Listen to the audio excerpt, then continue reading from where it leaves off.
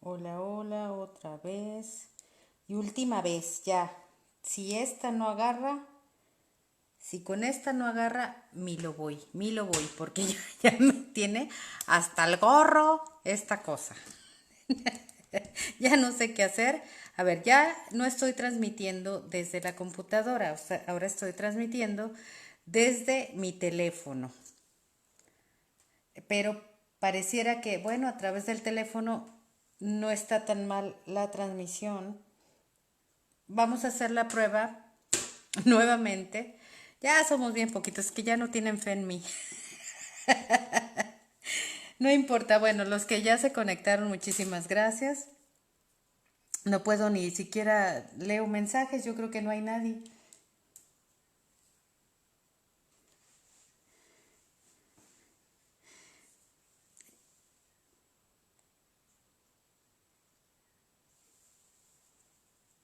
Muchas gracias. No, pues yo no tengo problema, nada más que mm, si no te gusta lo que estás viendo, Dante, pues bye bye, ¿no? O sea, déjanos ser aquí. Aquí así somos nosotros. Es error y error, y corrección, error y corrección. Vamos a hacer la prueba nuevamente. Espero que se pueda escuchar. Vamos a hacerla con este cortito y los poquitos que están aquí que les interese lo que estoy haciendo, me dicen por favor si se escucha ya el audio, que es lo que más nos importa realmente. Nada más van a ver la pantalla aquí enfrente, pero sí, Pili, si les puedes avisar a efectos sin causa también del WhatsApp, que ya andamos por aquí. Y bueno, vamos a iniciar, no voy a esperar nada más, si me dicen por favor, si se escucha bien este audio, continuamos. Y si no, pues lo dejamos para otro día y me despido. A ver qué tal. Breve manual del exorcismo. La vasta publicidad recientemente hecha acerca del exorcismo ha puesto de manifiesto el sufrimiento del poseso como un nuevo género de películas de horror. La esencia del mal se pierde en los efectos cinematográficos y el exorcista, que arriesga más que cualquiera en el exorcismo, pasa por la pantalla como algo necesario, pero en fin de cuentas ni siquiera tan interesante como los efectos de sonido. La verdad es que los tres, el poseso, el espíritu que lo posee y el exorcista, tienen una estrecha relación con la realidad de la vida y con su significado, según los experimentamos todos cada día de nuestra vida. La posesión no es un proceso mágico, el espíritu es real. De hecho, el espíritu es la base de toda realidad. La realidad no solo sería aburrida sin el espíritu, carecería en lo absoluto de significado. Ninguna película de horror puede ni siquiera captar el horror de semejante visión. Un mundo sin espíritu. El espíritu del mal es personal y es inteligente. Es preternatural en el sentido de que no es de este mundo material, pero está en este mundo material. El espíritu del mal, al igual que el bien, avanza a lo largo de nuestra vida diaria, de todas las maneras comunes y corrientes. El espíritu influye en nuestros pensamientos diarios, nuestras acciones y nuestras costumbres, y desde luego en todo aquello que conforma la fábrica de la vida en todo momento o lugar. Y la vida contemporánea no es la excepción. Comparar el espíritu con los elementos de nuestra vida y nuestro mundo material, que puede y de hecho suele manipular para sus propios fines, es un error fatal, pero un error que se comete con frecuencia. Hay sonidos extraños que suelen ser producidos por el espíritu, pero el espíritu no es en sí esos sonidos. Los objetos pueden ser llevados por el aire en una habitación, pero la telecinesia no es más espíritu que el objeto material que hizo mover. Un individuo, cuya historia se relata en este libro, cometió el error de pensar de otra manera y casi pagó con su vida cuando hubo de enfrentarse con el error cometido. El exorcista es la pieza central de todo exorcismo. De él depende todo. No tiene absolutamente nada que ganar, pero en cada exorcismo literalmente arriesga todo lo que para él tiene valor. El caso de Michael Strong es un ejemplo extremo del destino que aguarda al exorcista. Pero todo exorcista debe participar en una confrontación personal y amarga con el mal puro. Y una vez iniciada la confrontación, no es posible detener el exorcismo. Tiene que haber y habrá siempre un vencedor y un vencido. Y, no importa cuál sea el resultado, el contacto es una parte fatal para el exorcista. Debe consentir en un despojo espantoso e irreparable de su ser más profundo. Hay algo que muere en él. Una parte de su humanidad se marchitará después de ese estrecho contacto con el opuesto de toda humanidad, la esencia del mal. Y rara vez llega a ser revitalizado. Jamás recibirá compensación alguna de su pérdida. Y este es el precio mínimo que paga el exorcista. Si pierde la lucha con el espíritu del mal, tiene un castigo adicional. Quizá nunca vuelva a realizar el rito del exorcismo, pero en última instancia deberá enfrentarse y vencer a ese mal espíritu que lo rechazó. La investigación que puede llevar a un exorcismo se inicia generalmente porque algunas personas, hombre o mujer, ocasionalmente una criaturita, es objeto de la atención de las autoridades eclesiásticas, a instancias de su familia o amigos. Muy rara vez acude espontáneamente la persona poseída. Las historias que se cuentan de estas ocasiones son dramáticas y penosas. Extraños padecimientos físicos en el poseso, notable degeneración mental, una clara repugnancia a todas las señales, símbolos, mención y vista de objetos, lugares, personas y ceremonias de carácter religioso. Con frecuencia, familiares o amigos informan que la presencia de la persona en cuestión está marcada por los llamados fenómenos psíquicos, objetos que vuelan por las habitaciones, el papel de las paredes se arranca solo, los muebles se rompen, también se rompe la losa, se oyen ruidos extraños, silbidos y otros sonidos que no tienen origen aparente. Con frecuencia, en la habitación donde está el poseso, la temperatura desciende de manera notable y con más frecuencia, dicha persona suele emanar un olor a acre, desagradable. También violentas transformaciones corporales parecen marcar o convertir la vida de los posesos en una especie de infierno en la tierra. Sus procesos normales de creación y eliminación están saturados de inexplicables despojos y exageración. Su conciencia parece estar totalmente coloreada por la violencia sepia de la repulsión. Algunas veces sus reflejos se vuelven esporádicos o anormales y en ocasiones desaparecen por completo. Pueden cesar de respirar por periodos bastante prolongados. Los latidos cardíacos son difíciles de percibir. El rostro se deforma extrañamente y en ocasiones también se vuelve anormalmente tenso y liso, sin la más mínima arruga o marca. Cuando un caso de este tipo es puesto ante ellas, el problema primero y capital que debe siempre ser resuelto por las autoridades eclesiásticas es el siguiente. ¿Se trata en realidad de un poseso? Henry Gesland, sacerdote y exorcista francés quien trabaja hoy en París, manifestó en 1974 que de 3.000 consultas habidas desde 1968, solo había habido 4 casos que yo creo eran de posesión demoníaca. T.K. Osterreich, por otra parte, manifiesta que la posesión ha sido un fenómeno extremadamente común y casos de ella abundan en la historia de la religión. La verdad es que el censo oficial o escolástico de los casos de posesión jamás se ha realizado. Desde luego, muchos que afirman estar posesos o de quienes otros dicen que lo están, no son sino víctimas de alguna enfermedad mental u orgánica. Cuando uno lee los registros de las épocas en que la ciencia médica y psicológica no existían o estaban muy poco desarrolladas, resulta claro que se cometieron graves errores. A la víctima de una esclerosis generalizada, por ejemplo, se le consideraba como posesa por sus sacudidas espásticas y sus resbalones, y la agonía tremenda que sufría en la columna dorsal y en las articulaciones. Hasta hace muy poco, las víctimas del síndrome de Tourette eran el blanco perfecto para la acusación de poseso. Torrentes de blasfemias y obscenidades, gruñidos, ladridos, maldiciones, gritos, toda clase de tics, pataleos, contorsiones faciales, todo ello surge de repente y con igual prontitud cesa. Hoy día, el síndrome de Tourette responde al tratamiento medicamentoso y parece deberse a una enfermedad neurológica que implica una anormalidad química del cerebro.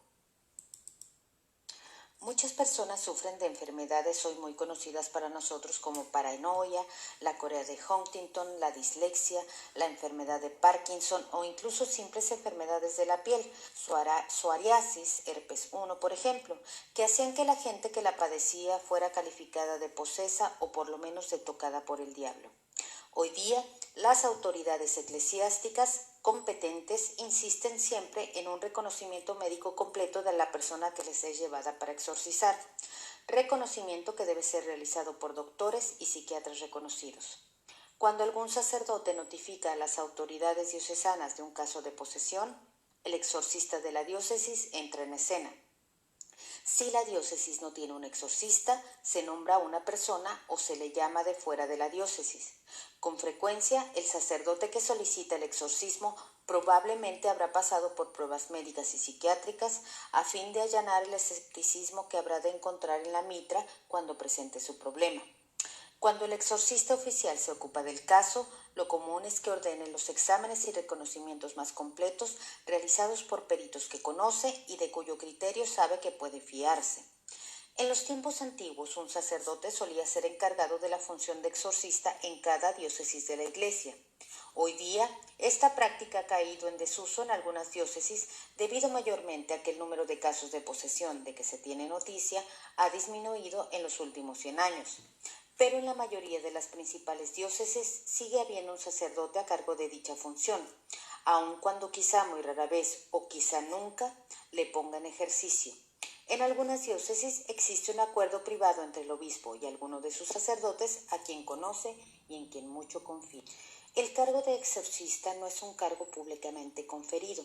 En algunas diócesis el obispo sabe muy poco acerca de ello y quiere saber todavía menos, como sucedió en uno de los casos registrados en este libro. Sin embargo, cuando llega a ocupar el cargo, el exorcista debe tener la ascensión de la Iglesia, puesto que actúa con carácter oficial y todo poder recibido del Espíritu Santo puede venir solo de aquellos miembros de la jerarquía que pertenecen a la sustancia de la Iglesia de Jesucristo, ya sea la Iglesia Católica Romana, la Iglesia Ortodoxa Oriental o las distintas denominaciones protestantes. En ocasiones, un sacerdote diocesano se ocupará del exorcismo sin consultar con su obispo, pero casi todos los casos de este tipo han fracasado, por lo menos hasta donde se tiene noticia.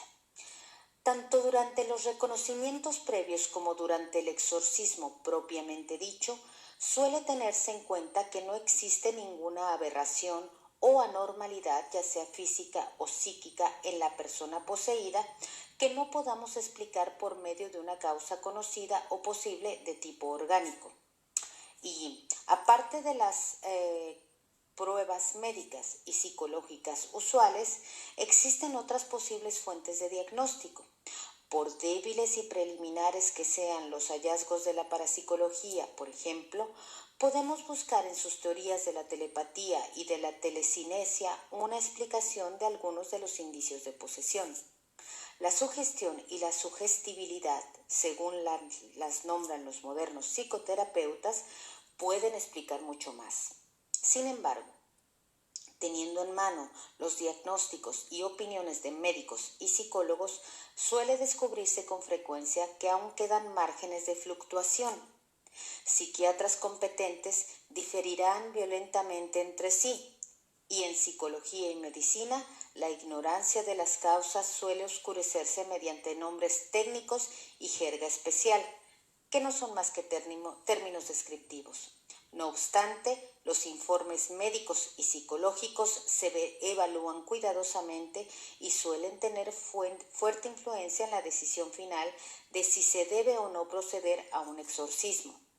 Si de acuerdo con dichos informes existe una enfermedad definitiva que puede explicar de manera adecuada el comportamiento y síntomas del sujeto, se elimina el exorcismo o por lo menos se demora, a fin de permitir el tratamiento médico o psiquiátrico. Por último, con todos los informes y con todas las pruebas a la mano, las autoridades de la Iglesia juzgan la situación desde otro punto de vista muy especial, formando de acuerdo con su propio concepto profesional. Ellos creen que existe una fuerza invisible, un espíritu del mal, que este espíritu puede, por razones oscuras, posesionarse de un ser humano, que el espíritu del mal puede y debe ser expelido, exorcizado, de la persona poseída, y que el exorcismo solo puede hacerse en el nombre y por la autoridad y poder de Jesús de Nazaret. La prueba, desde el punto de vista de la Iglesia, es tan rigurosa en su búsqueda como cualquier reconocimiento médico o psicológico. En los anales de los exorcismos cristianos que datan desde la época de Jesús mismo, se observa una peculiar repulsión a los símbolos y verdades de la religión, y esta es sin excepción y en todos los casos una marca de la persona poseída. En las verificaciones de un caso de posesión por las autoridades eclesiásticas, este síntoma de repulsión es triangulado con otros fenómenos físicos frecuentemente relacionados con la posesión. Un hedor inexplicable, temperatura helada, poderes telepáticos acerca de puras cuestiones religiosas y morales, la piel, que tiene una calidad peculiar absolutamente libre de arrugas o completamente lisa o distendida, o una deformación poco común del rostro u otras transformaciones físicas o de la conducta, la gravedad del poseso. La persona se vuelve físicamente inamovible o bien quienes están a su alrededor se sienten abrumados por una presión sofocante. La levitación. El poseso se eleva y flota por encima del suelo, la silla o el lecho. No existe un apoyo material discernible. Violento chocar de muebles, constante abrirse y cerrarse de puertas, desgarramiento de telas en las cercanías del poseso sin que mano alguna las toque, y así por el estilo. Cuando se hace la triangulación de los diversos síntomas que pueden ocurrir en un caso dado y los diagnósticos médicos y psiquiátricos no son suficientes para abarcar toda la situación, generalmente se tomará la decisión de proceder e intentar el exorcismo. Jamás ha habido, que se sepa, un censo oficial de exorcistas que dé sus biografías y rasgos característicos de manera que no podamos satisfacer nuestro moderno afán del esbozo personal, de lo que llamaríamos el exorcista típico. Podemos, sin embargo, dar una definición bastante clara del tipo de hombre a quien suele confiarse el exorcismo de un poseso. Por lo general, es una persona que trabaja activamente en las labores del párroco. Muy rara vez se trata de un tipo erudito dedicado a la enseñanza o a la investigación. Muy de vez en cuando se trata de un sacerdote recién ordenado. Sí existe una edad media para los exorcistas, posiblemente fluctúa entre los 50 y los 65 años. Tampoco es un rasgo típico de ellos el ser sanos y robustos, ni se ha demostrado que sean de gran brillantez intelectual, que posean doctorados, ni siquiera en psicología o en filosofía, o una cultura personal muy desarrollada y amplia. En lo que a la experiencia de quien esto escribe tocan, los 15 exorcistas que ha conocido carecían singularmente de cualquier cosa que pudiera asemejarse a una imaginación muy viva o a una preparación humanística rica. Se trataba en todos los casos de personas sensibles, de mente sólida más que brillante, aunque desde luego hay muchas excepciones. La razón usual para que se elija a un sacerdote son sus cualidades de criterio moral, conducta personal y su fe religiosa, cualidades que no son ni refinadas ni adquiridas por laboriosa dedicación, sino que de alguna manera parecen siempre ser una parte fácil y natural de dicha persona. En términos religiosos, son virtudes que suelen relacionarse con la especial gracia de Dios. Tampoco se da al exorcista un adiestramiento especial. Antes de que un sacerdote practique el exorcismo, se ha encontrado que es conveniente, aunque no siempre posible ni práctico, que asista a exorcismos realizados por algún sacerdote de mayor edad y ya con experiencia. Una vez que el caso de posesión ha sido comprobado a satisfacción del exorcista, él toma las restantes decisiones y se ocupa de todos los preparativos necesarios. En algunas diócesis, él es quien elige al sacerdote que ha de asistirlo. La elección de los ayudantes laicos y del tiempo y lugar del exorcismo se dejan también a su criterio. Por común, el lugar del exorcismo es el lugar del poseso, pues generalmente son solo parientes o los amigos más íntimos los que le prestarán los cuidados y el afecto que las terribles circunstancias asociadas con su estado requieren. La habitación que se elige suele ser con gran frecuencia la que ha tenido especial significado para la persona poseída y que casi siempre es su alcoba o el lugar donde pasa sus ratos. A este respecto se manifiesta un aspecto de la posesión y del espíritu, la estrecha relación entre el espíritu y la situación material. El colega del exorcista, por lo general un sacerdote más joven, suele ser nombrado por las autoridades diocesanas. Está ahí para adiestrarse como exorcista.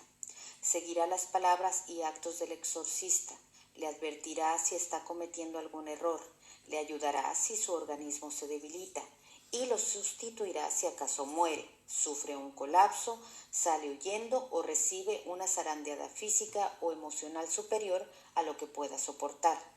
Todo lo cual ha ocurrido en el curso de los exorcismos.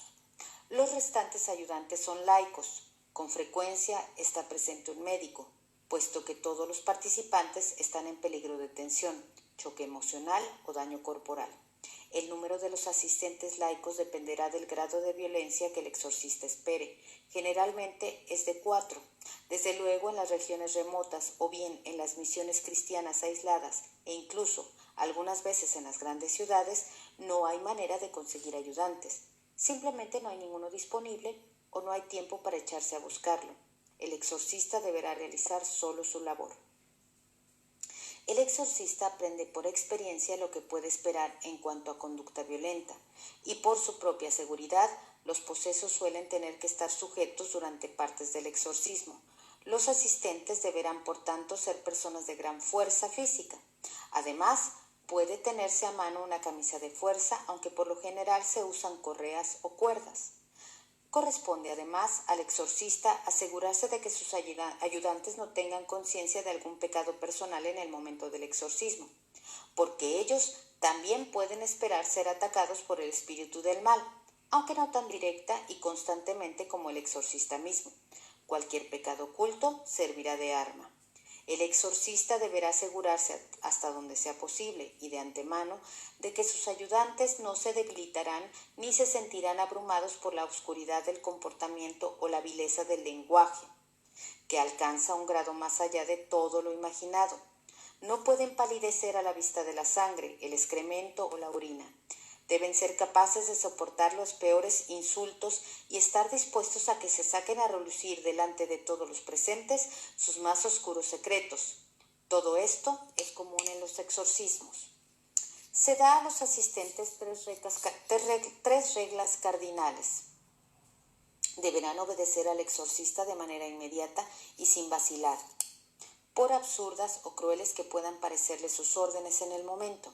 No deberán tomar absolutamente ninguna iniciativa, salvo que se les ordene, y no deberán hablar a la persona poseída, ni siquiera en forma de exclamación. No importa que se tenga todo el cuidado del mundo, no hay forma de que el exorcista pueda preparar plenamente a sus ayudantes para lo que se les espera. Aun cuando no se vean sujetos a ataque tan directo o ininterrumpido como el que sufrirá el sacerdote, no es raro que los asistentes se marchen o tengan que ser sacados a mitad del exorcismo. Un exorcista con práctica llegará incluso al grado de hacer algunos ensayos con apego a la vieja teoría de que hombre prevenido vale por 2, al menos hasta cierto punto. La fecha y el momento del exorcismo suelen ser dictados por las circunstancias. Por lo general hay un sentimiento de urgencia, de que hay que empezar lo antes posible. Todas las personas involucradas deberán disponer de todo su tiempo. Es muy raro que un exorcismo dure menos de varias horas, con frecuencia no menos de 10 o 12. En ocasiones se prolonga hasta 2 o 3 días y se ha dado el caso de que dure varias semanas. Una vez iniciado y salvo las más raras ocasiones, no hay interrupciones. Aun cuando una u otra de las personas presentes puedan salir de la habitación algunos instantes a fin de tomar algún alimento, descansar brevemente o ir al baño, aquí describiremos un exorcismo muy extraño en el que sí hubo una interrupción. El sacerdote involucrado hubiera preferido 100 veces seguir adelante en vez de sufrir la loca violencia que fue causa de la demora. La única persona en el exorcismo que se viste de manera especial es el exorcista, así como su asistente eclesiástico. Cada uno viste una larga sotana negra que los cubre desde el cuello hasta los pies. Sobre ella se pone una sobrepelis blanca que les tapa únicamente hasta el talle. Una estola estrecha de color púrpura pende del cuello y cuelga suelta a lo largo del torso. Por lo común, el sacerdote asistente y los ayudantes laicos preparan la habitación de acuerdo con las instrucciones del exorcista. Tanto ellos como la persona exorcizada deberán ya estar en la habitación cuando el exorcista entra, al último y solo. No hay un léxico del exorcismo, tampoco hay una guía o un conjunto de reglas fijas. No hay una guía de Bedecker del espíritu del mal que puede seguirse. La Iglesia proporciona un texto oficial para el exorcismo, pero es un simple marco. Puede ser leído en voz alta en 20 minutos. Simplemente proporciona una fórmula completa de ciertas palabras junto con determinadas oraciones y actos rituales, de manera que el exorcista tenga una estructura ya fija para dirigirse al espíritu maligno. De hecho, la realización del exorcismo se deja mucho a la iniciativa del exorcista. Sin embargo, todo exorcista con quien yo he hablado conviene en que existe un progreso general a través de etapas discernibles del exorcismo, por largo que éste pueda ser. Uno de los exorcistas más experimentados que he conocido y que de hecho fue mentor del exorcista que figuró en el primer caso relatado en este libro, dio nombre a las varias etapas generales del exorcismo. Estos nombres reflejan el significado o efecto general o intento de lo que está sucediendo, pero no los medios concretos utilizados por el espíritu del mal ni por el exorcista. Connor, como voy a llamarlo, hablaba de presencia, fingimiento, quebrantamiento, voz, choque y expulsión. Los sucesos y etapas que estos nombres significan ocurren en 9 de cada 10 exorcismos. Desde el momento en que el exorcista entra en la habitación, un singular sentimiento parece cernirse en el aire mismo que se respira. Desde el momento, en todo exorcismo genuino y en adelante, a lo largo de toda su duración, las personas que están en la habitación se percatan de una presencia extraña. Esta indudable señal de posesión tan inexplicable e inconfundible como evitable, todos los indicios de posesión, por patentes y grotescos, por sutiles y debatibles, parecen palidecer y ser eliminados ante esta presencia. No existe un indicio material de la presencia, pero todos la sienten. Tiene uno que experimentarlo para saber de lo que se trata. No se le puede localizar en tal o cual punto del espacio, a un lado o arriba o dentro del poseso, o allá en un rincón o debajo de la cama o flotando en el aire. En un sentido, la presencia no está en ninguna parte y esto hace que se incremente el terror que produce, porque existe una presencia y otro está presente. No es un él, ni un ella, ni un ello. En ocasiones creería uno que lo que está presente es singular, en otras que es plural. Cuando habla, a medida que el exorcismo progresa, en ocasiones se referirá a sí misma como yo. En ocasiones nosotros. Usará mí y también nuestro. Invisible e intangible, la presencia se agarra a la humanidad de quienes están en la habitación. uno puede hacer uso de la lógica y expulsar toda imagen mental de ella. Puede uno decirse, solo me lo estoy imaginando. Cuidado, no hay que dejarse dominar por el pánico. Y puede producirse un alivio momentáneo. Pero luego, después de unos cuantos segundos, la presencia vuelve como un silbido inaudible de que se siente en el cerebro, como una amenaza sin palabras al ser que somos nosotros. Su nombre y esencia parecen componerse de amenazas, de ser única y exclusivamente nefasta, concentrarse en el odio por el odio mismo y la destrucción por la destrucción misma.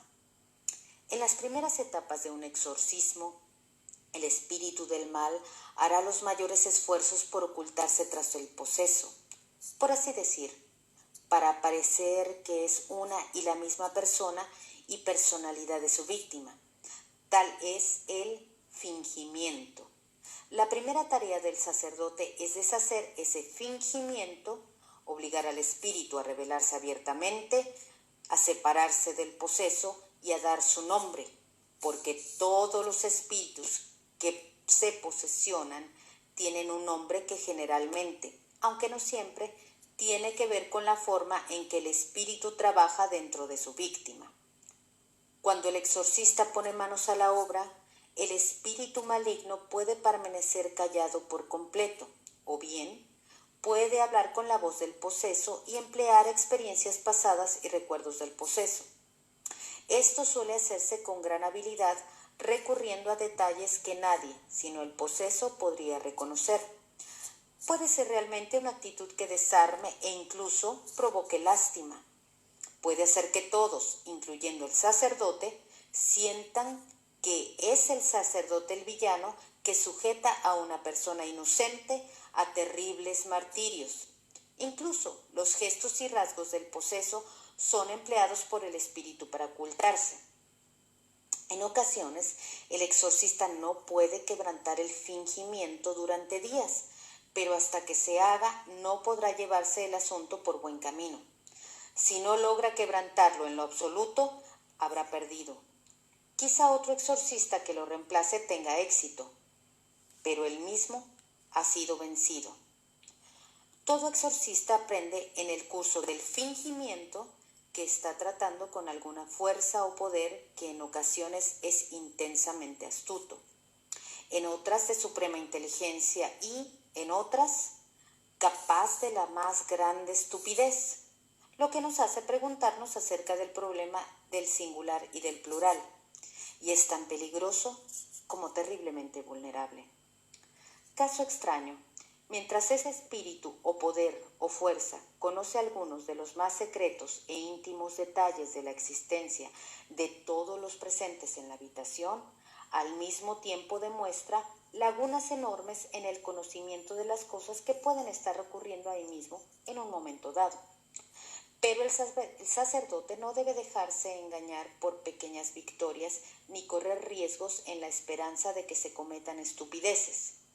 Debe estar dispuesto a aceptar que se hagan públicos sus propios pecados, errores y debilidades que serán gritados de la manera más repugnante para que todos se enteren. No deberá tratar de excusar el pasado, ni dejarse acoquinar al ver que incluso sus más bellas memorias son manoseadas, arrastradas por el fango, objeto de desprecio. No debe dejarse distraer en forma alguna de su intención primordial de librar a la persona poseída que tiene ante sí, y a toda costa deberá evitar intercambiar insultos o entablar argumentos lógicos con el poseso. La tentación de hacer esto es más frecuente de lo que pudiera creerse y debe ser considerada como una trampa posiblemente fatal que puede acabar no solo con el exorcismo, sino literalmente con el exorcista mismo.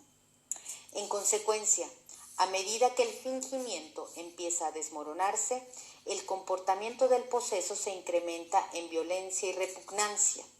Es como si una trampa invisible se abriera y por ella brotaran riadas de lo inmencionablemente humano y lo humanamente inaceptable. Una corriente de suciedad, de insultos irrestrictos, acompañada frecuentemente por violencia corporal, el poseso se retuerce, rechinan los dientes, salta y en ocasiones ataca de hecho al exorcista.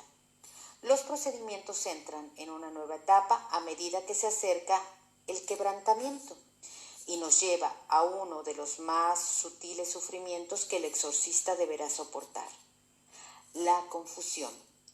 Una confusión total y espantosa. Raro es el exorcista que no flaquea siquiera por un instante, entregado a un dolor peculiar de aparente contradicción de todos los sentidos.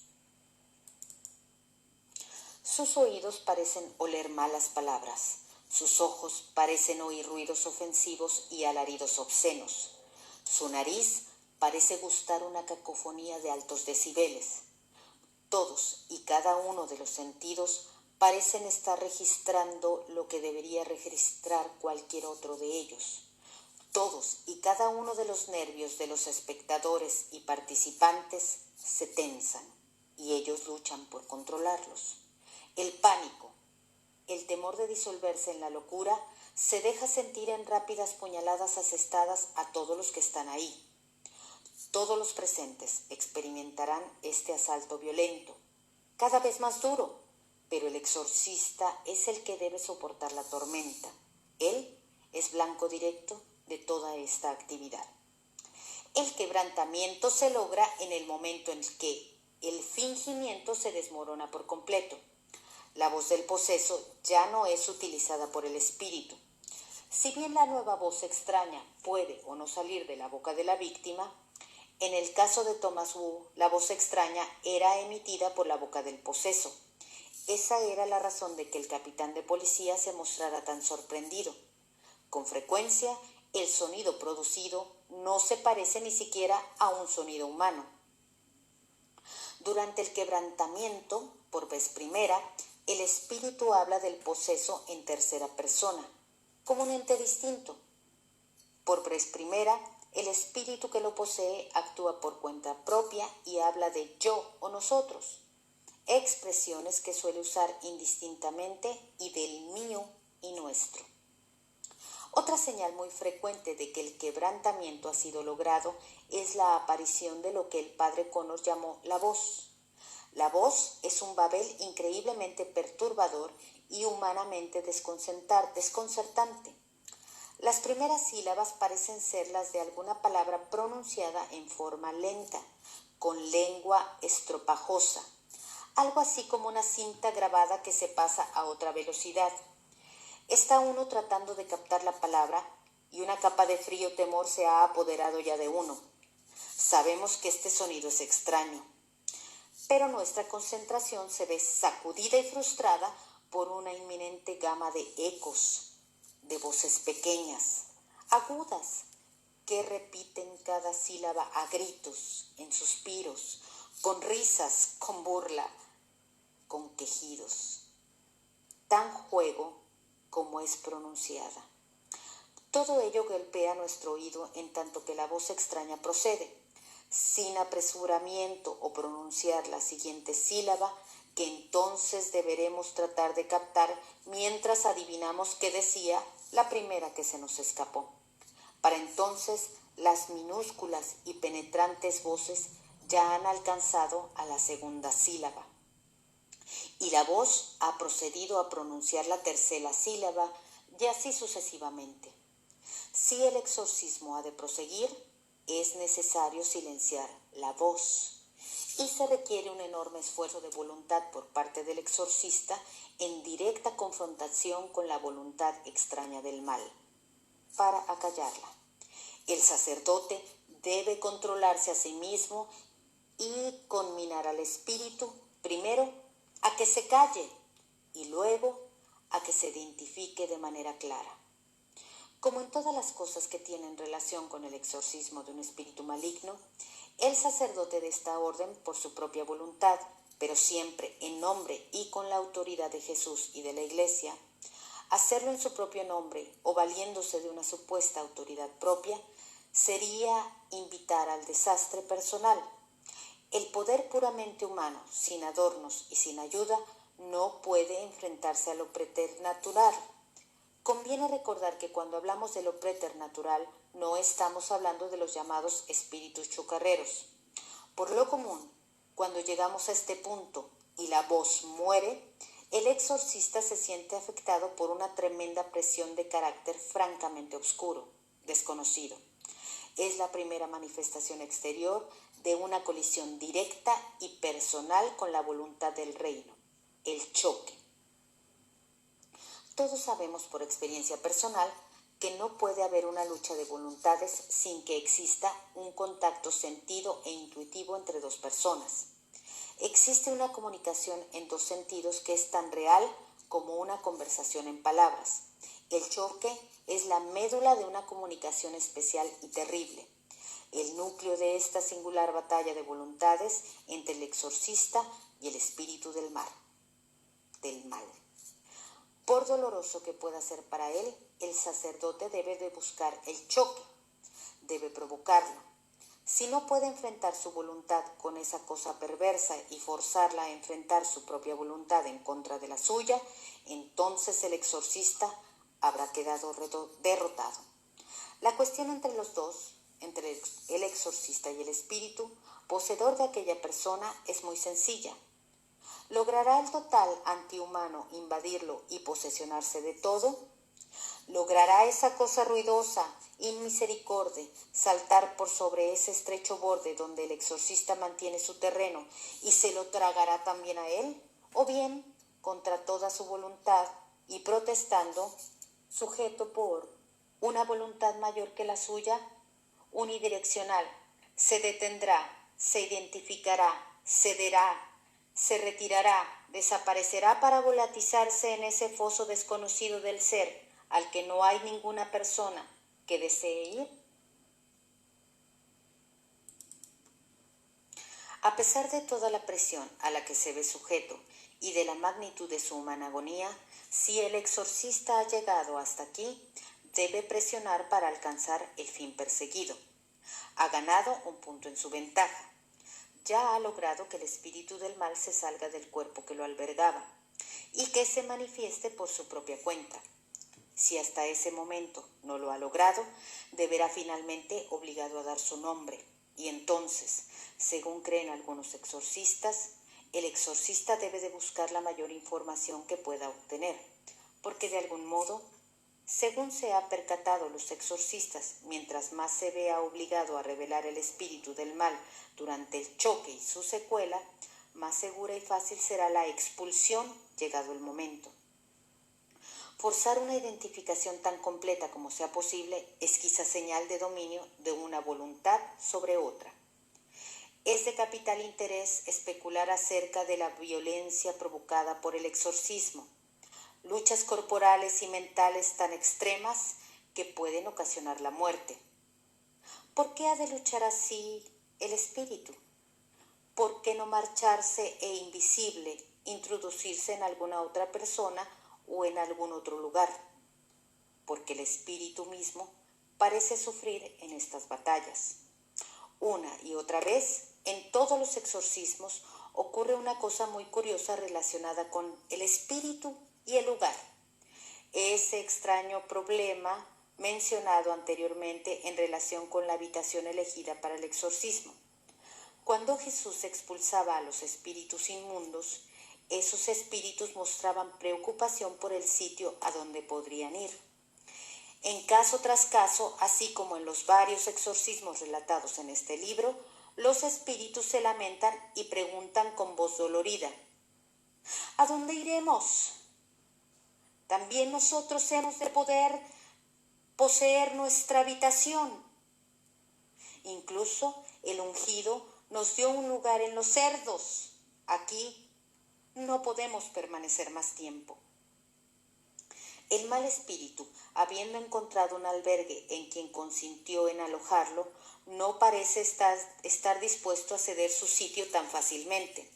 Se agarra a él y lucha y engaña e incluso corre el riesgo de matar a ese alojamiento antes de consentir en ser expulsado. Lo violento de la lucha probablemente depende de muchas cosas: la inteligencia del espíritu de que se trata y el grado de posesión logrado en la víctima Son quizá dos factores sobre los que cabría especular. Pero sea lo que determine el grado de la violencia, una vez que el exorcista ha obligado al espíritu invasor a identificarse y que ha sostenido el primer encuentro mudo del choque, y luego ha invocado la condenación y expulsión formales prescritas por el rito del exorcismo, el resultado inmediato suele ser una lucha tortuosa, más allá de todo lo que podemos imaginar, una franca violencia que deja de lado toda sutileza. Llegado este momento, la persona poseída se da cuenta de una u otra manera de lo que la poseía. Con frecuencia se convierte en un auténtico campo de batalla por el resto del exorcismo y soporta castigo y tensión increíbles. En ocasiones puede ser que el exorcista se dirija directamente al poseso, conminándolo a usar la parte de su propia voluntad aún libre de la influencia y dominio del espíritu, para participar directamente en la lucha, ayudando al exorcista. En estos momentos no hay animal que indefenso, clavado en el suelo, luche más patéticamente contra lo que lo chupa la vida, le chupa su sangre, con una crueldad superior y voraz. El carácter nauseabundo que tiene el aspecto de la persona poseída y su mismo comportamiento parecen ser un indicio de su deseo de liberación, una señal desesperada de lucha, prueba de una revuelta donde antes hubo consentimiento. En grado creciente, aquello que lo poseía se ve forzado a salir a lo abierto, protestando siempre contra la revuelta de su víctima y contra su propia expulsión. La violencia de las contorsiones y la desfiguración corporal del poseso pueden alcanzar un grado tal que uno no podría creer capaz de soportar. También el exorcista está ahora expuesto a un ataque total. Tal parece que, una vez arrinconado, el mal espíritu tiene la capacidad de recurrir a una inteligencia superior y tratará de engañar al exorcista, de atraerlo a un campo minado y con situaciones de las cuales ningún ser humano puede librarse en forma alguna. Cualquier debilidad en la fe religiosa, única cosa que sostiene al exorcista, o cualquier fatiga que sienta, permitirán que su mente se vea inundada por una terrible luz de la que no puede defenderse. Una luz que puede quemar hasta las raíces mismas de su razón y convertirlo emocionalmente en el más servil de los esclavos, desesperado por librarse de toda vida corporal. Tales son apenas algunos de los peligros y trampas a que se enfrenta todo exorcista. Su dolor es tanto corporal como emocional y mental. Tiene que enfrentarse a algo que es misterioso, pero no subyugante. Algo que es torcido, pero que lo es con inteligencia. Con una cualidad que está cabeza abajo y con lo de adentro para afuera, pero de manera que tiene significado. Están ahí los mordientes rasgos de una pesadilla en plenitud. Pero no se trata de un sueño y no hay posibilidad de despertar para librarse de ella. Se ve atacado por un hedor tan poderoso que muchos exorcistas empiezan a vomitar sin poder contenerse. Se le obliga a soportar dolores corporales y siente una angustia que pesa en su alma misma. Se le obliga a saber que está tocando lo que es absolutamente sucio, lo que es absolutamente antihumano. Todo sentido puede convertirse de repente en una necedad. La desesperanza es confirmada como la única esperanza.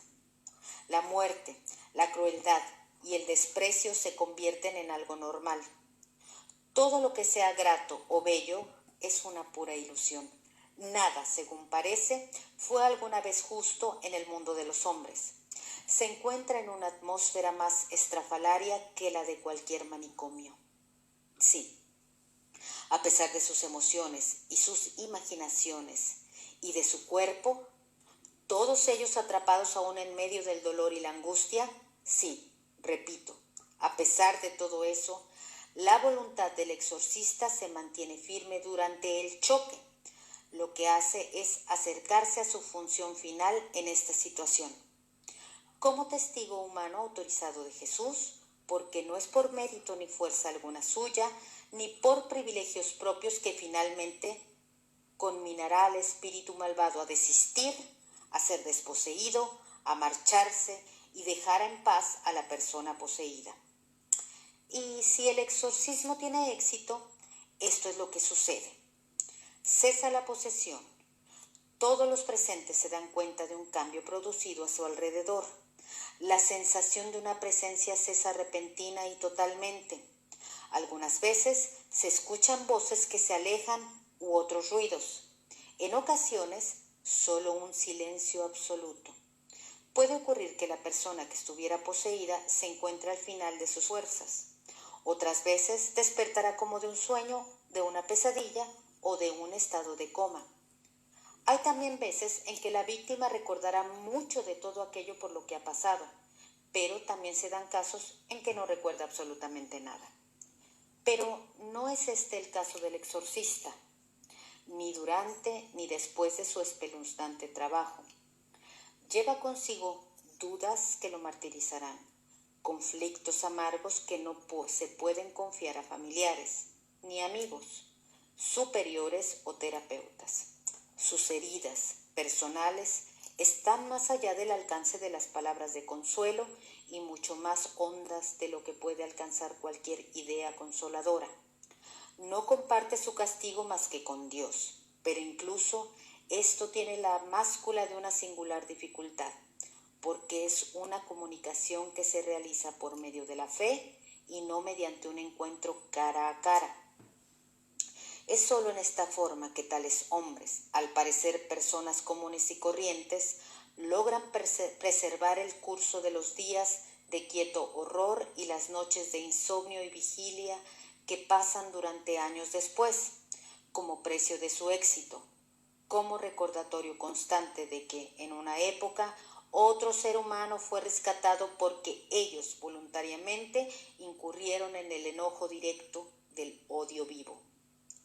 Los siguientes casos son auténticos. La vida de las personas involucradas se relata con base en amplias entrevistas a todos los principales participantes, a muchas de sus amistades y parientes y a muchas otras personas involucradas directa o indirectamente en menor grado. Todas las entrevistas han sido independientemente comprobadas en busca de la mayor exactitud posible por lo que hace a los hechos. Los exorcismos mismos se han reproducido de las cintas grabadas en el momento y de las transcripciones de dichas cintas. Por necesidad, los exorcismos han tenido que abreviarse, pues son demasiado largos. Todos los exorcismos registrados aquí tardaron más de 12 horas. He elegido estos 5 casos de entre un número mucho mayor del que tuve conocimiento y que se puso a mi disposición porque tanto singularmente como en conjuro son ilustraciones dramáticas de la forma en que un mal personal e inteligente se mueve astutamente a lo largo de las modas e intereses contemporáneos y dentro de los límites usuales de la experiencia de personas ordinarias, tanto hombres como mujeres. A pesar de todo su atractivo romántico, ningún caso de los siglos XIV, XV o XVI tendría importancia para nosotros. Por el contrario, seguiría siendo cuestión de desechar tales casos como fábulas elaboradas para satisfacer los temores o fantasías de un pueblo más ignorante o de una época menos civilizada. Cada uno de los casos aquí presentados incluye como elemento importante alguna actitud o actitudes básicas populares en nuestra propia sociedad. En la persona poseída se lleva a un extremo unilateral y alarmante. En el primer caso, el amigo de Sio y el sonriente, se insiste en que no existe una diferencia esencial entre el bien y el mal y en que, en última instancia, no hay diferencia entre el ser y el no ser, que todos los valores están sujetos solo a las preferencias personales. En el Padre y Huesos y Mr. Natch, la idea apremiante que fue captada por el espíritu del mal parece ser la que todos los misterios pueden ser y son resueltos por explicaciones naturales, es decir, racionales o científicas o cuantificables, que no puede haber para la persona moderna nada que no pueda ser comprendido racionalmente, y que no hay verdad alguna importante para el hombre más allá de lo que es racional. En el sacerdote virgen y el desvirgador de muchachas, la batalla concernía algunos de los grandes, profundos y misteriosos dones de nuestra naturaleza misma y de nuestra sociedad, en este caso el género y el amor humano. El sacerdote que realizó este exorcismo me comentó algunos meses antes de morir en una de las más profundas conversaciones que he sostenido en mi vida. El ave no vuela porque tiene alas porque vuela. Nos desentenderemos de esta misteriosa verdad en su aplicación a nuestra sexualidad y a nuestro género, solo con gran peligro de nuestra parte, según creo yo. En el tío Ponto y el cocinero de sopa de hongos, tenemos un ejemplo de lo que puede estar ocurriendo a muchas personas en nuestra sociedad moderna, sin que se percaten de ello y sin que quienes las rodean tengan conocimiento de lo que ocurre, porque tal parece que existe un individualismo, una interpretación puramente personalista de la vida humana hoy día, que excede con mucho los límites de lo que solía conocerse como egoísmo. Esto ha producido en miles de personas una conducta aberrante, idiosincrásica, en verdad destructiva. En el gallo y la tortuga, la confusión fatal, y en este caso literalmente casi fue fatal, se produjo entre el espíritu y el psique, entre aquellas partes y atributos nuestros que son cuantificables y a través de los cuales, sin embargo, el espíritu se da a conocer más fácilmente. Si todo lo que tomamos como perteneciente al espíritu puede ser representado como un producto de la psique humana y nada más, sin significado ni importancia más allá de su realidad, entonces podemos hacer que el amor parezca apenas una acción recíproca química y matar así el paradigma del amor. En cada uno de estos casos, un signo básico de la posesión es la confusión. Se confunde sexo con género, el espíritu se confunde con la psique, el valor moral se confunde con la ausencia de todo valor, el misterio se confunde con la mentira, y en todos los casos se emplean argumentos racionales no para aclarar, sino para fomentar la confusión y para nutrirla como una arma importante contra el exorcista. Al parecer, la confusión es una de las principales armas de que se vale el mal. Es mucho más de lo que puede observarse y decirse acerca del significado de la posesión. No todo puede ser abarcado en un solo volumen, pero posesión y exorcismo no son meras modas carentes de interés, más allá de un hecho exótico y decididamente asustador. Son expresiones tangibles de la realidad que envuelven la diaria vida de la gente del común. Ningún estudio de casos de posesión y exorcismo dentro de la óptica cristiana podría ser adecuado sin un mínimo de explicación. Desde el punto de vista cristiano acerca de esa realidad, ¿qué es lo que ocurre en la posesión? ¿De qué manera el proceso de degradación se desarrolla en una persona determinada? Dicha explicación ocupa la parte final del libro. Este estudio no intenta resolver el misterio último de la posesión, porque esta persona, más que aquella, se convierte en objeto del ataque diabólico que puede concluir en una posesión parcial o perfecta. La respuesta ciertamente no radica en sondeos psicológicos, en la herencia ni en fenómenos sociales. La respuesta final incluirá, como ingredientes primordiales, la libre elección personal que cada individuo hace y el misterio de la predestinación humana. Acerca de la libre elección conocemos lo esencial. Yo puedo elegir el mal sin más razón o motivo que el que yo elijo. Hay personas que al parecer lo hacen. En cuanto a la predestinación, es muy poco o nada lo que sabemos. El misterio permanece sin resolverse.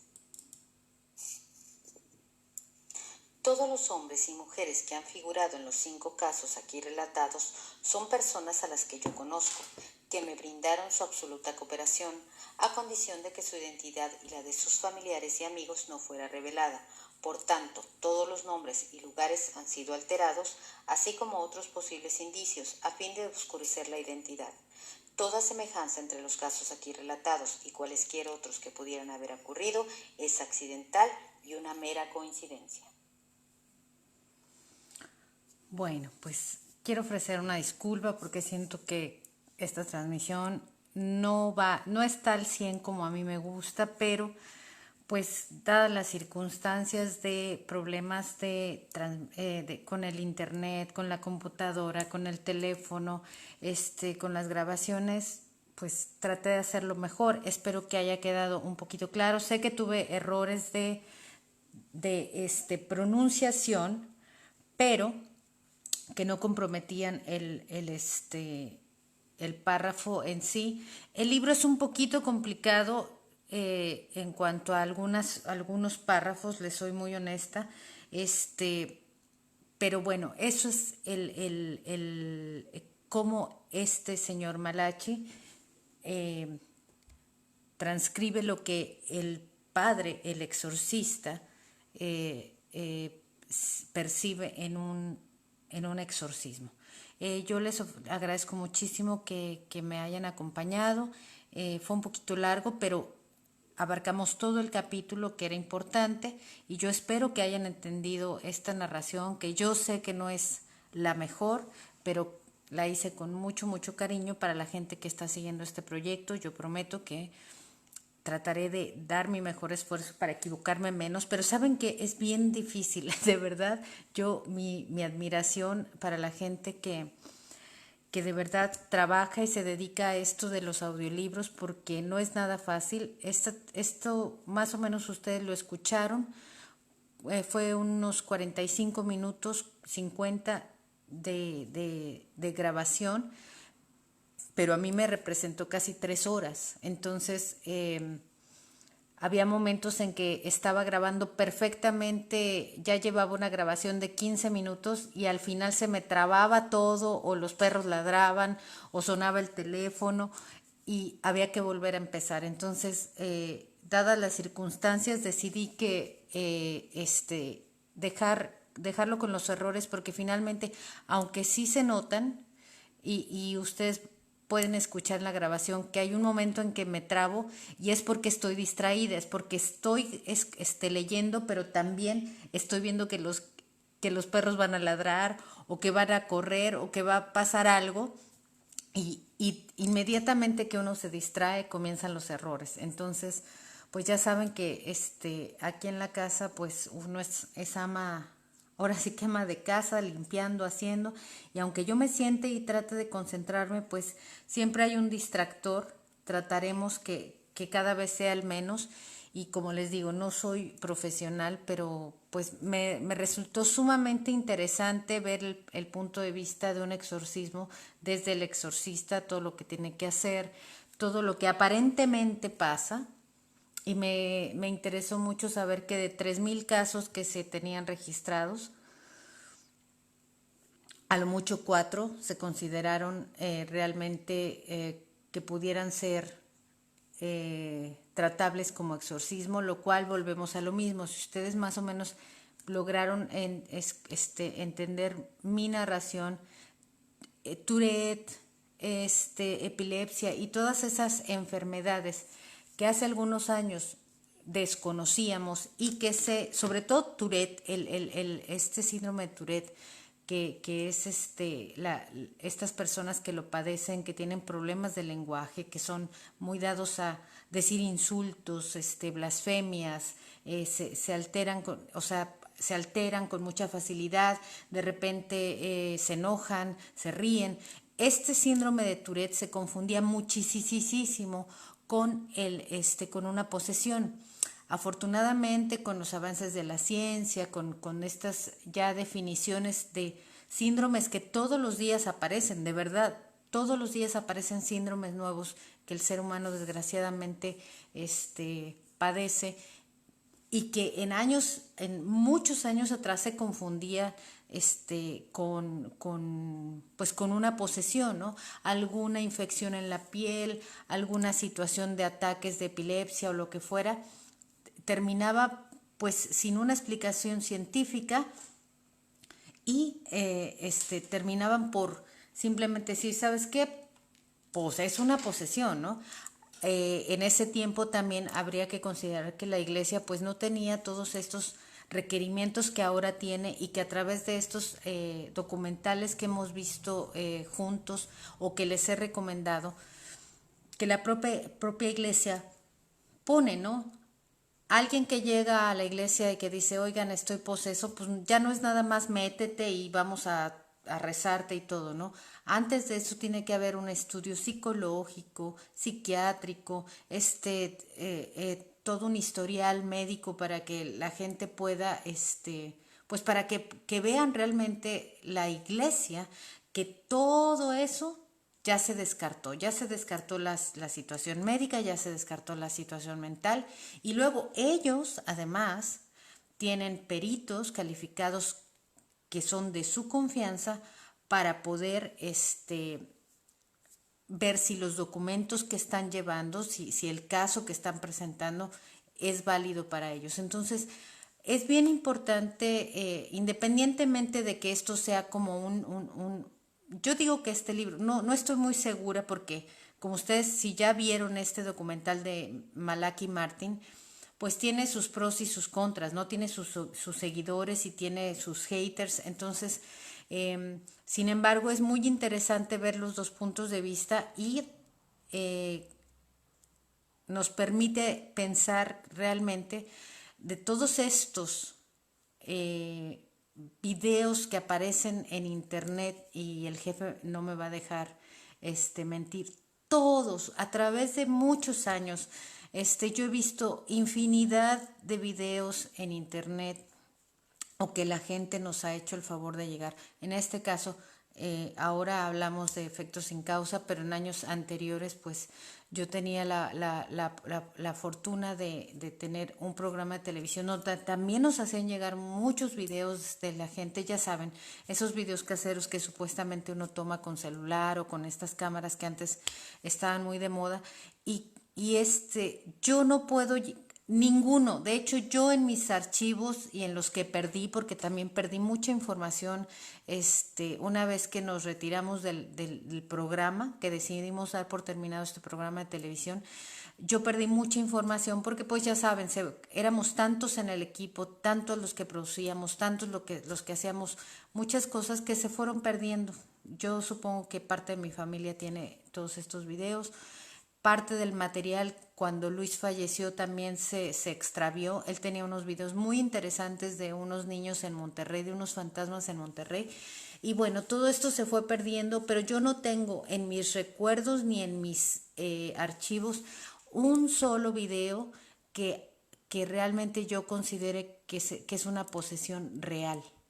Y después de leer esta parte de este libro y ver lo que aparentemente es un exorcismo como tal, que fíjense qué diferencia. Cuando vimos el documental de el Diablo versus el Padre Amor, que por muchos años fue el exorcista oficial del Vaticano, y que en ese documental, por primera vez, según el director, que es el mismo que hizo la película del exorcista, nos dice que vamos a ver por primera vez un exorcismo directamente desde el Vaticano con una persona que se le ha tratado directamente ahí, y lo vimos.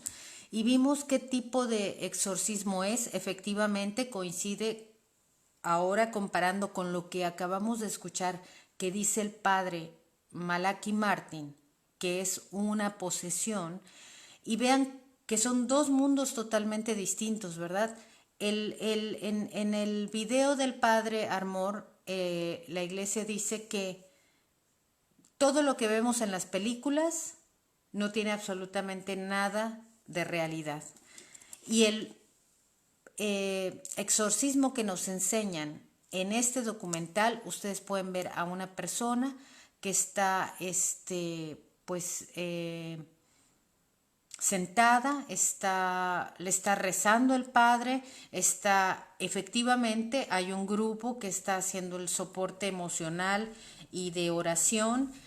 Alguien la detiene, se ve un poco de fuerza, se escuchan un poco de voces extrañas, pero nada más. Y el padre reza y finalmente él termina su sesión con la creencia que esto se ha ido. El documental que estamos hablando en este momento se llama El Diablo versus el Padre Amor. Después presentamos uno que se llama El Rehén del Diablo, y en ese, a pesar de que hay padres que dicen que también y difícilmente se van a encontrar las características básicas para considerar un exorcismo, y que también habla de estudios médicos, psicológicos, psiquiátricos, se hace una junta donde se presenta el caso, se documenta y se presenta ante el Vaticano, y el Vaticano decide si sí o si no. También por este lado, el ver que el mismo padre Malaki hace este libro, el cual acabamos de escuchar, el segundo capítulo, y nos da una visión totalmente diferente, como si de verdad lo que nos dice ahí en esto, que el exorcismo en sí está explicando, de verdad que se va mucho más allá que una película de terror. O sea, y ahí es donde nos debe de entrar la duda, ¿no? ¿Qué tan cierto es lo que nos dicen en esos documentales? Que también reconozco que a mí me gusta mucho que el jefe, Toño, esté en los en vivos y participe, porque él tiene un punto de vista que a mí me gusta mucho, aunque a veces no coincidamos. Y algo que, por ejemplo, cuando uno dice documental, es que uno piensa, híjole, sí, todo lo que digan en esos documentales tiene que ser cierto, porque es un documental, porque está hecho, basado en hechos reales. Y Toño nos dijo la otra vez, no siempre es así. O sea, un documental puede estar basado en hechos reales, pero eso no significa que el documental sea cierto. Y ahí entonces es que se viene otra oleada de dudas. Y lo importante de todo esto es que efectivamente generemos duda de todo lo que vemos y de todo lo que oímos. Este libro que hemos empezado, o que me han ustedes dado la oportunidad de compartir a través de audios, que no son los mejores, pero que los hago con mucho cariño, nos empieza a generar muchísimas dudas de lo que realmente es un verdadero exorcismo.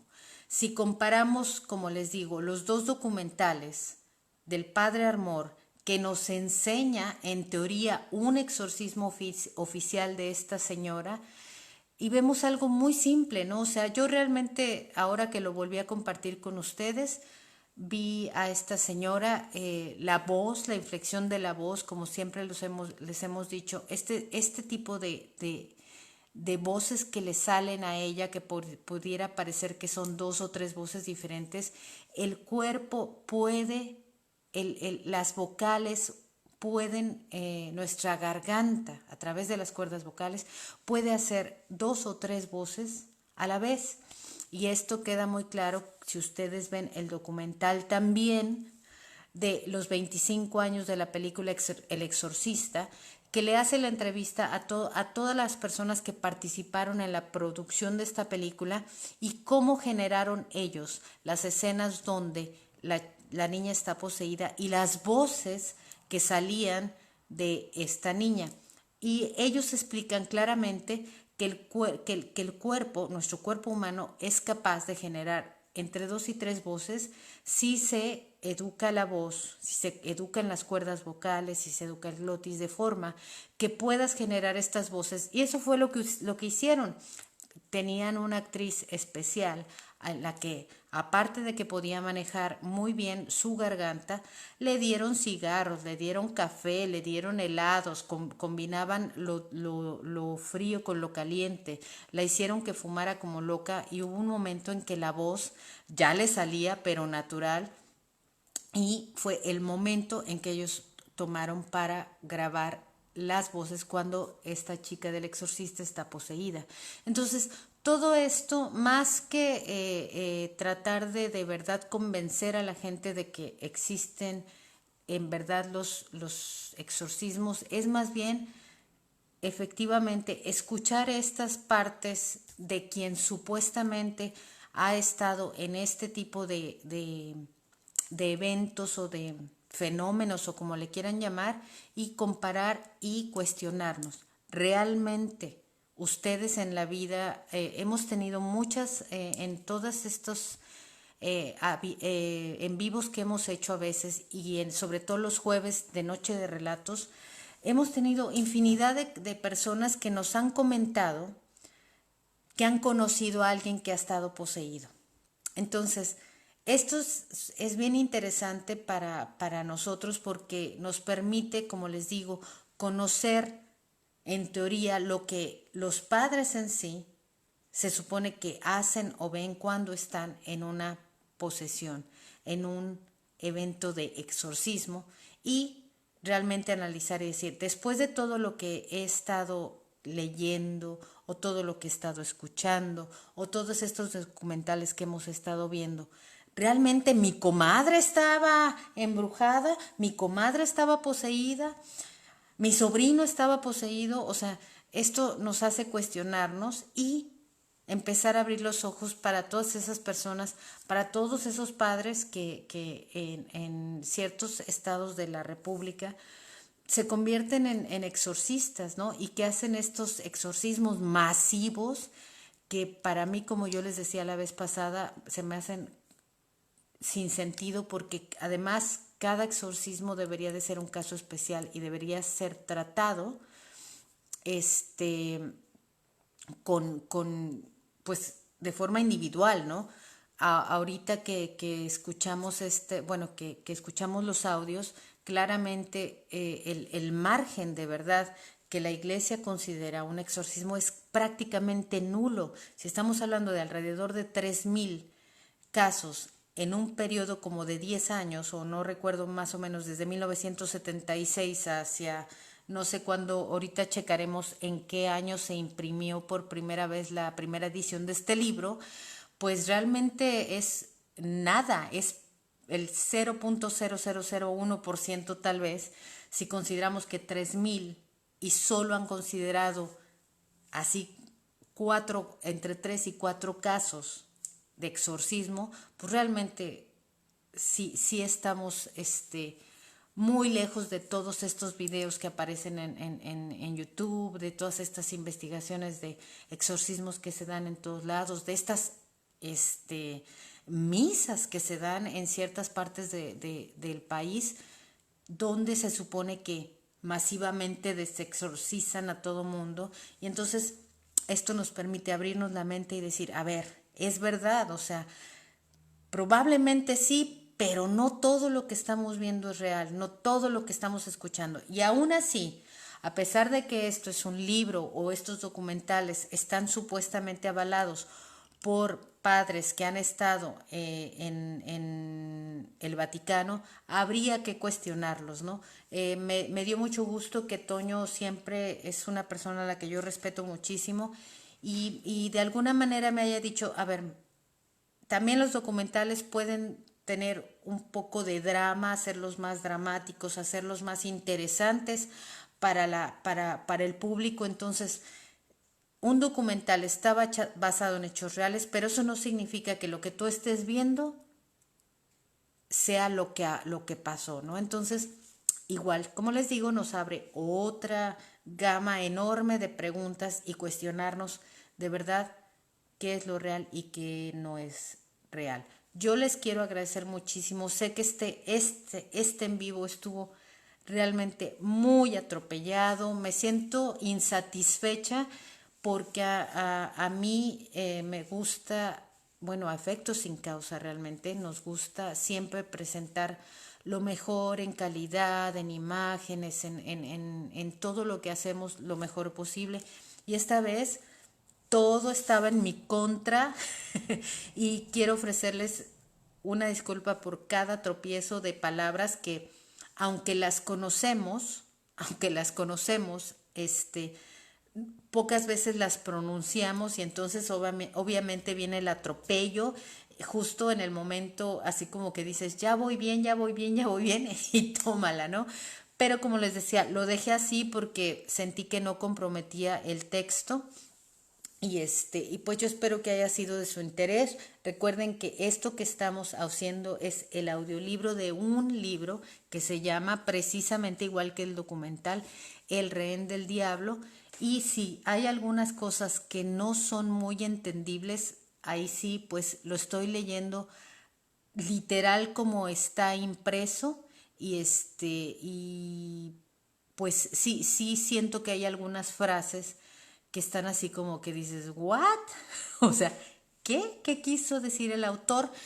De hecho, esa es una de las críticas de la gente que está en contra de Malachi Martin, porque dice que el libro para algunos es un excelente libro porque te explica a través de El Exorcista qué es lo que pasa, los casos que supuestamente Malachi seleccionó y que va a hacer los siguientes capítulos, pero también está el otro lado que dice que el libro es una porquería, muy mal estructurado, la gramática es fatal, y recuerden que este libro está traducido al español porque el libro en sí pues obviamente salió en inglés y después fue traducido a varios idiomas.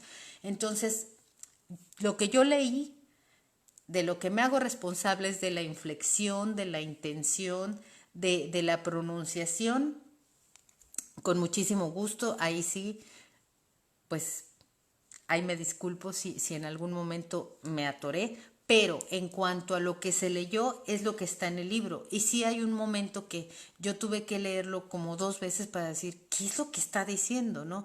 Pero bueno, finalmente lo hicimos con mucho cariño. Yo le agradezco primero que nada, como siempre, al jefazo que me permite hacer estas locuras, estos proyectos. Y en segundo lugar, y sobre todo a ustedes que se toman el tiempo de escucharnos y de seguirnos y de apoyarnos en estos proyectos que al final de cuentas lo hacemos con la intención de que nos entretengamos todos. Yo no había leído este libro, lo estoy leyendo junto con ustedes y aprender y tratar de cuestionar y tratar de encontrar nuevas respuestas a estos fenómenos. Yo no creo mucho en el fenómeno del exorcismo, entonces me ha resultado muy interesante ver todos estos documentales que honestamente no me dan una solución a lo que yo pregunto, pero me generan mucho más dudas y entonces me permiten de alguna forma o de otra pues hacer que mi balanza se vaya a creer menos o a creer más. Y después de hasta este momento, de todo lo que yo he visto con ustedes y lo que hemos leído, me sigo quedando con que yo no creo en el exorcismo como tal, pero tampoco descarto que haya algunos. Ahora, a partir de los siguientes capítulos, supuestamente vamos a ver 4 casos más de exorcismos que realizó Malachi Martin y no estoy segura si va a presentar en este libro el exorcismo que finalmente y según su documental lo llevó a la muerte, que es el caso de esta niñita que no aparece el nombre. También nos estuvieron preguntando que cómo podrían buscar más sobre este caso de esta chiquita de 4 años que inició, que empezó a tener exorcismos a la edad de 4 años. Al final del documental, que se llama también El Rehén del Diablo, o para quien tiene su Netflix en inglés, Hostage of the Devil,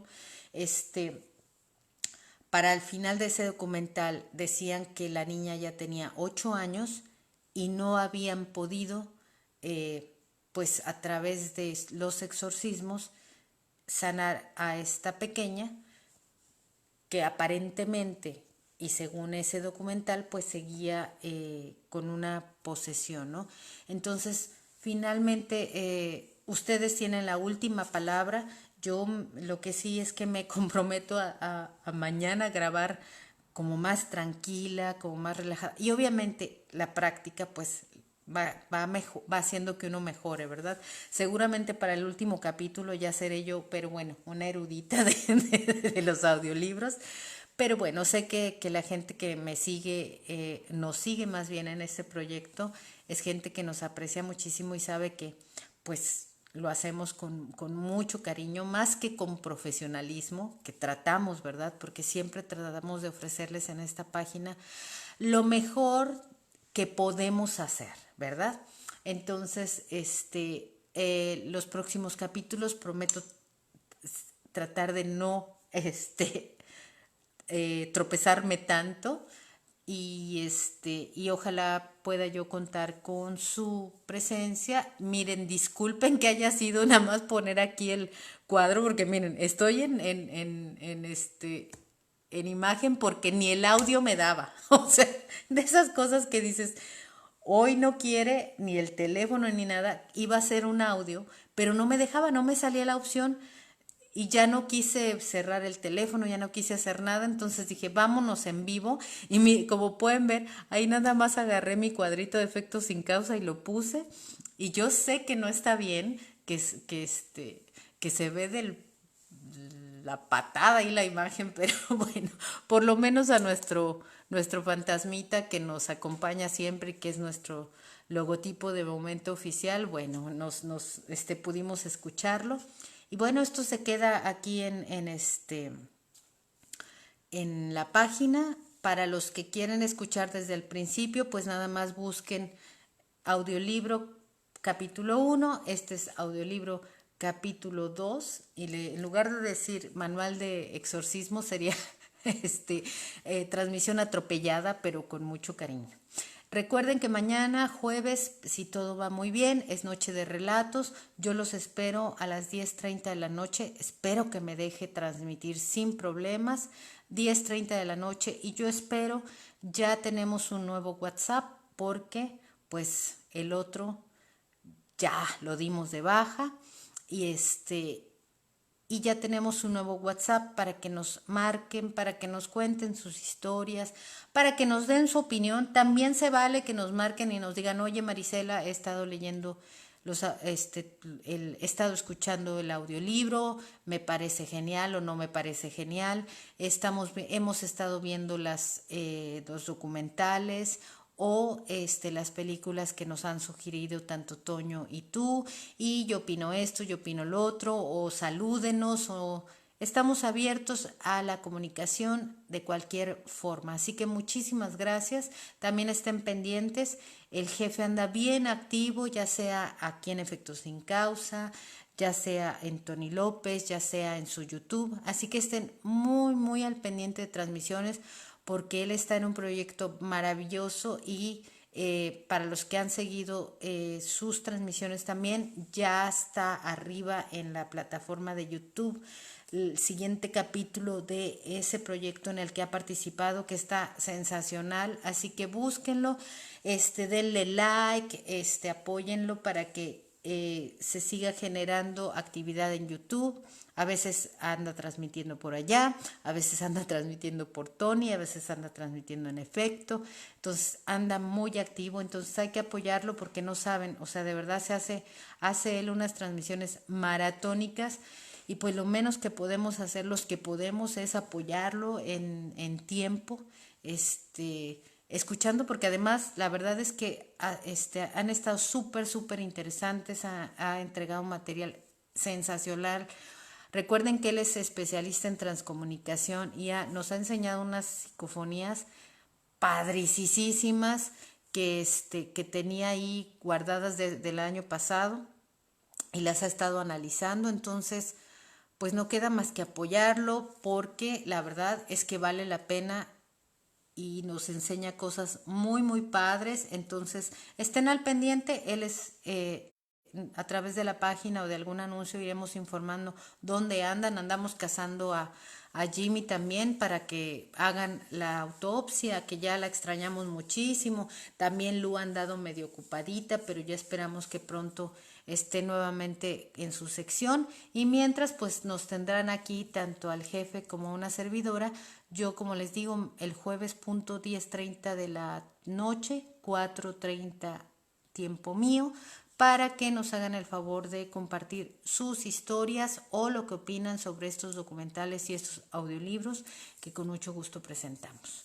Yo los dejo, que pasen una linda tarde. Aquí ya son, ¿qué horas son? Aquí ya son las 11:30 de la noche y yo espero que para ustedes sea una tarde maravillosa y pues nos vemos en el WhatsApp, quien ande por ahí, y en la voz de Efectos sin Causa.